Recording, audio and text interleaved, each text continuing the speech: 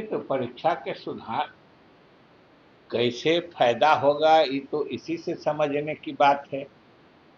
इससे तो ये समझना चाहिए कि हम लोगों की सरकार, एनडीए सरकार, छात्रों के भविष्य के मामले में या छात्रों की समस्याओं के मामले में संवेदनशील है।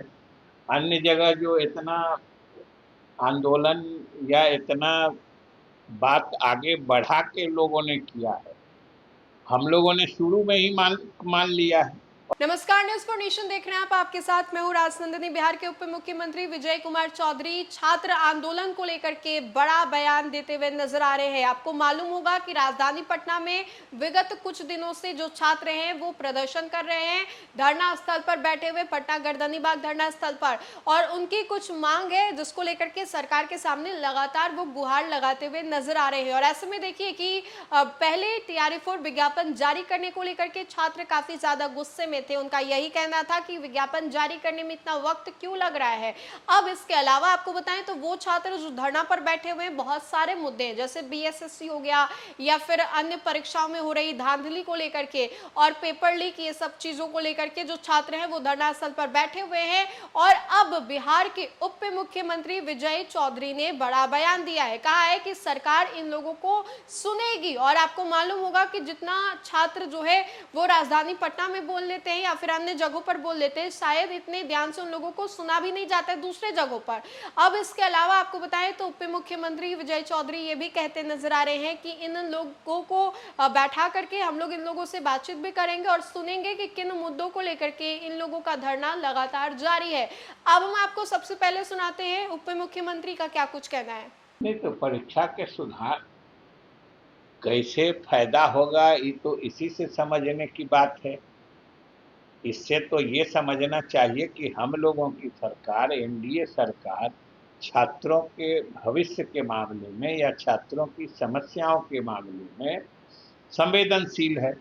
अन्य जगह जो इतना आंदोलन या इतना बात आगे बढ़ा के लोगों ने किया है, हम लोगों ने शुरू में ही मान लिया है और कह रहे हैं कि अगर विद्यार्थियों में परीक्षा प्रणाली को लेके मन में कुछ आशंका है या भ्रांति है तो उसको दूर करना चाहिए। और ये छात्रों की मांग या छात्रों की समझदारी स्वाभाविक है और सही है।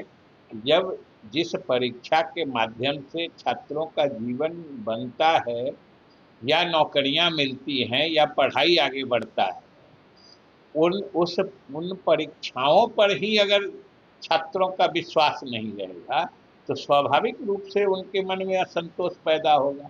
लेकिन ये हमारे सरकार की संवेदनशीलता है कि इसने कमेटी बना दी है और कमेटी के सामने हम तो चाहते हैं कि जो छात्र के प्रतिनिधि हैं, छात्र संगठन हैं, उनके भी जो सुझाव हैं या परेशानियां हैं उस कमेटी के सामने जरूर रखें, जिससे कि सरकार की मंशा जो है कि परीक्षा बिल्कुल पारदर्शी और साफ तरीके से हो, मेधावी छात्र परीक्षा में आगे आए।